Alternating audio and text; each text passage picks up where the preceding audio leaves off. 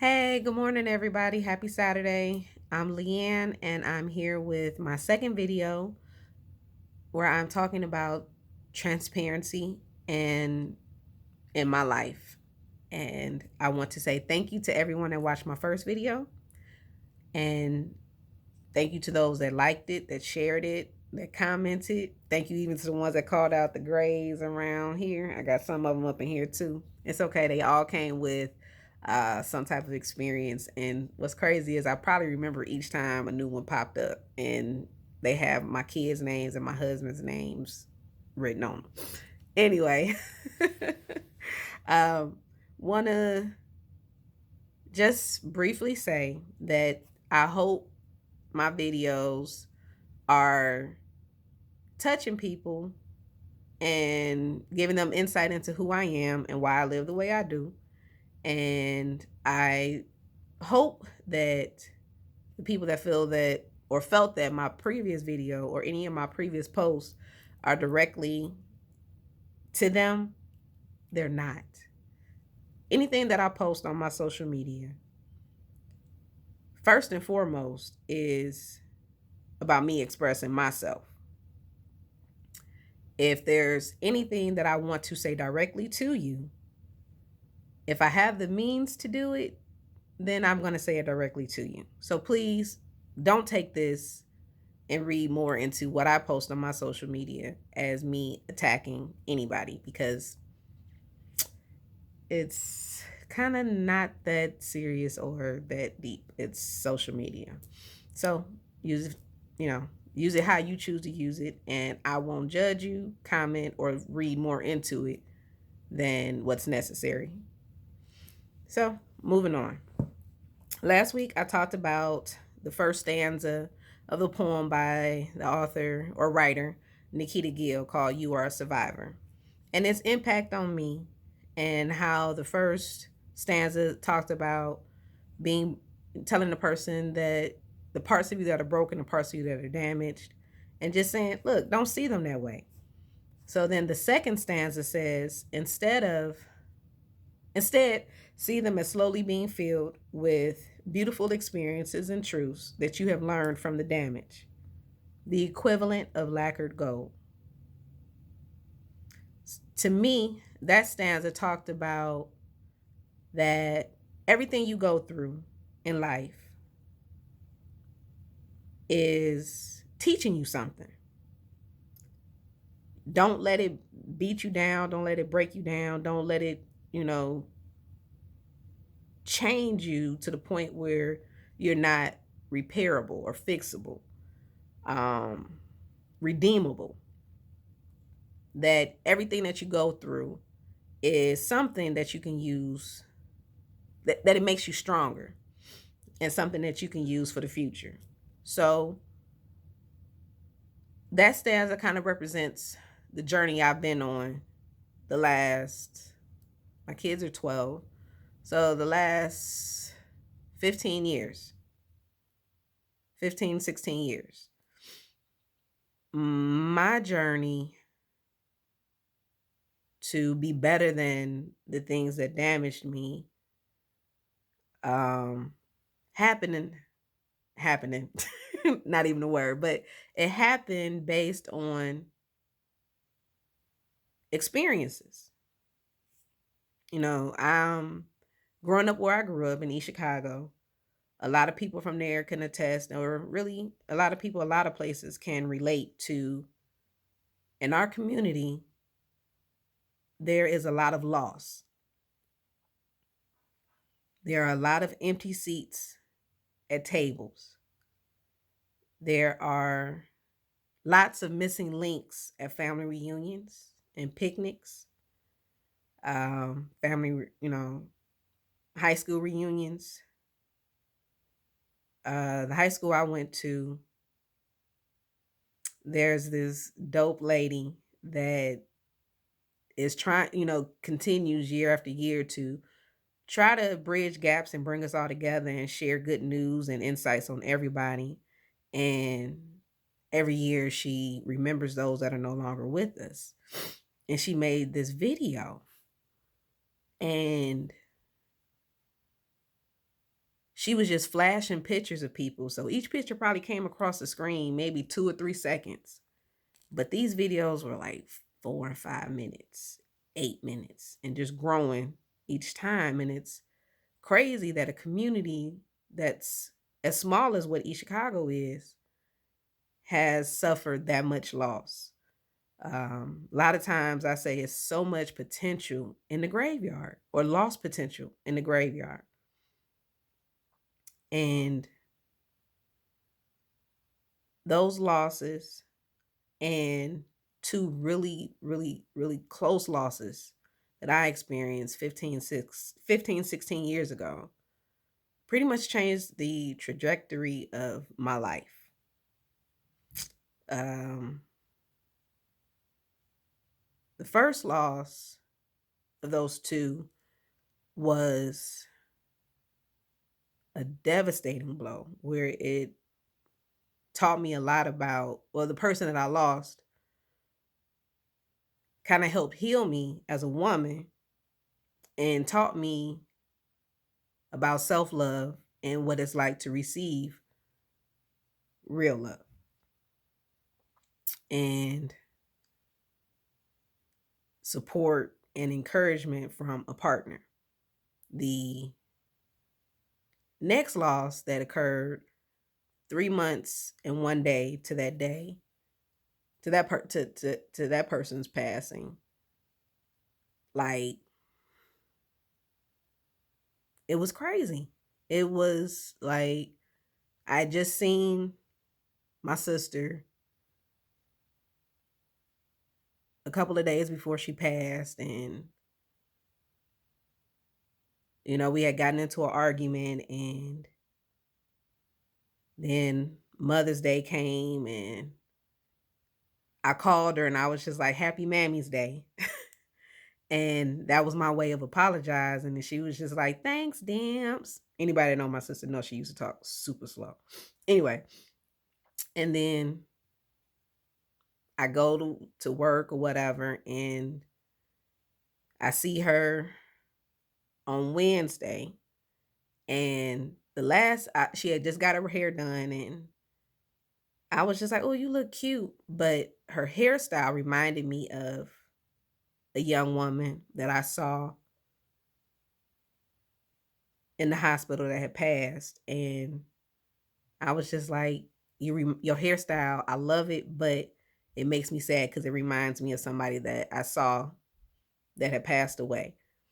And she was just like, people in our family don't die young, and laughed and walked out the door. That was the last time I saw her. Not the last time I talked to her, but the last time I saw her. And when I got the news that at work that she had passed, I was devastated. When my brother came and got me, and my sister-in-law, my nieces and nephews were in the car, came and got me. We went home. So, not gonna talk about all of that. But anyway, I remember going outside and sitting on the steps of her house, and I saw cars passing, people going about their day.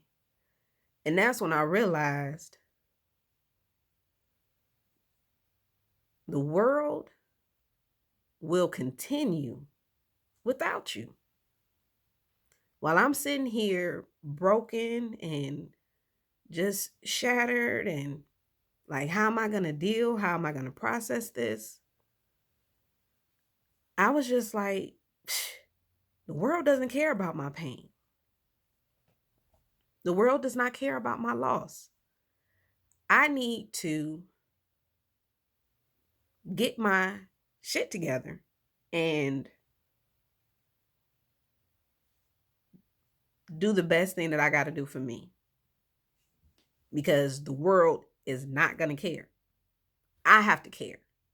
I have to take control of my life and do things that will improve the quality of my life and go from there. So, going through that experience and just the repercussions of trying to pick up the pieces of somebody else's life and seeing my mother pick up the pieces of her child's life and realizing that the person that always had my back, whether I wanted it or not, wasn't there. I knew that I had to make some changes. And me realizing that was me filling in the broken and damaged pieces with the experiences that I learned from that and turning it into gold. After that, I took my credit serious because I was like, look, I got to have my credit together because if anything happened, I don't want nobody having to do fundraisers or whatever for me. I don't want to leave any bills behind.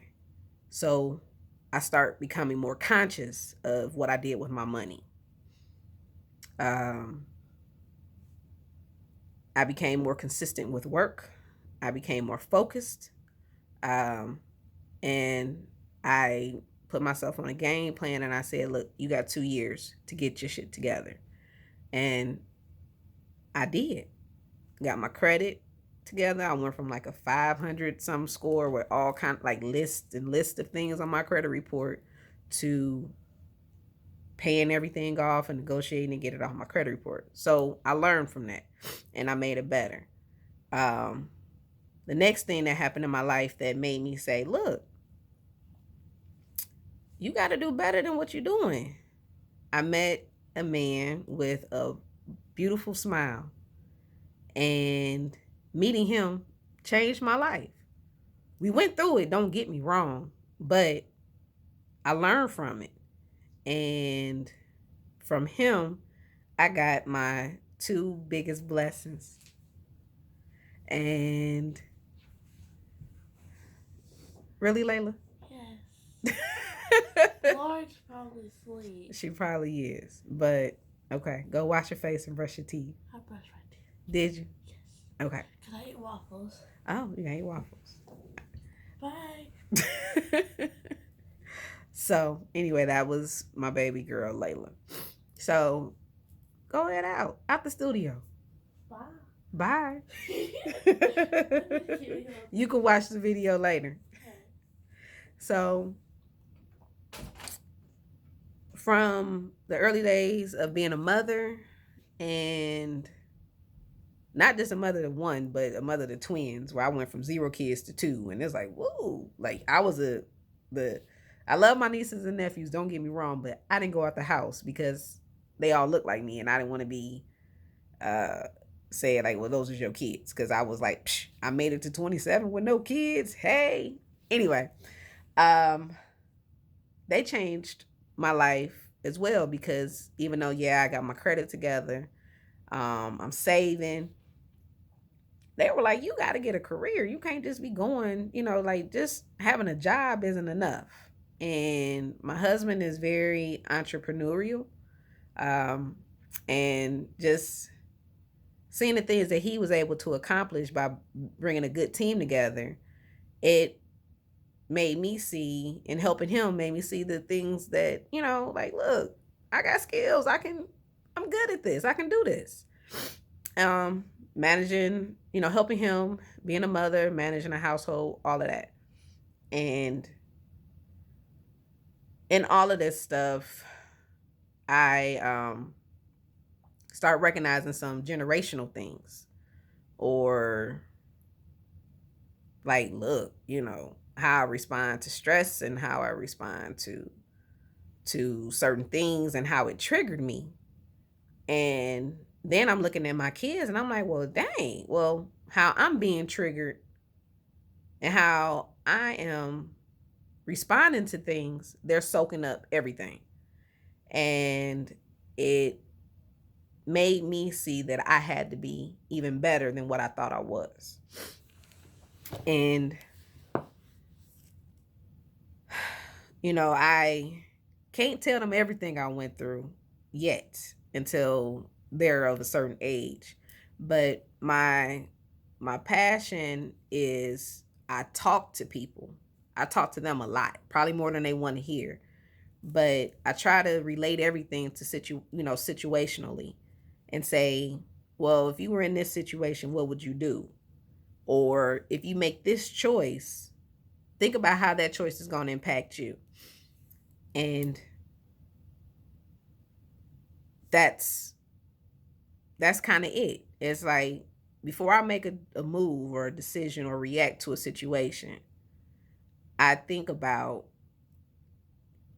the choice that I'm making. How is it going to impact others? And it took me losing people and working to find myself and becoming a mother for me to say, okay, I need to stop just living and accepting things because the world is going to continue with or without me. That's how it's designed. But how I live and how my life choices affect the people immediately around me, I have to do better. And that is what filling those broken and damaged pieces has done. It's made me take a step back and look and analyze and think about it and apply situations and say, well, what do I want the outcome of this situation to be? And not just living without any regard to anyone, including myself. So I know this video is kind of long and I feel like I've been talking forever, but I just want you all to know that I learned that something that's broken can be fixed, something that is damaged can be repaired. And when you pull the pieces of your life and yourself back together after receiving a blow from disappointment, heartache, loss, how you put yourself together impacts other people. It can impact the trajectory of your life. So if you find yourself in a situation and you feel hopeless, you feel lost, you feel discouraged, you got to pray on it first. And if that prayer means taking a step back and looking at it and thinking before you do, that's what you do. You think on it, because every choice you make, it not only impacts you, but it impacts the next generation, so your children. And then how you react, your children absorb that, and then that teaches them how to react to situations in front of their children. So your one choice can impact two generations. So think about that the next time you decide to just go out and do something. Think about, how is this going to impact my life? How is this going to impact somebody else's life? Because yeah, the world keeps on moving with or without you, but just like a rock that you throw into some water, it has ripples. The choices you make affect others. How big of a splash do you want to make? Do you want to make that where it's rocking and creating waves that impact so many people? And if you do, is the choice that you're making a positive change or is it negative? Is it going to improve the situation or is it just going to add more drama or is it going to make it more messy?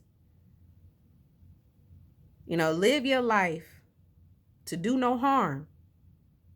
Live your life to be the best version of you. Make the best choices that you can make because our children are watching. My kids are watching me and they see how I respond. And so I gladly bear the burden of all of that. And I am working each and every day to be that lacquered gold for them, so they can be like, man, my mom, she could have did it this way, but she chose to handle it in a different way, and I can respect her for it. And I'm glad she showed me that, because now it'll help me make better decisions when I come into certain situations as well. So on that, I'm gonna sign off, and thank you so much for watching. I hope that this video touches you and it helps you to see that you are not alone. This is a big old world, but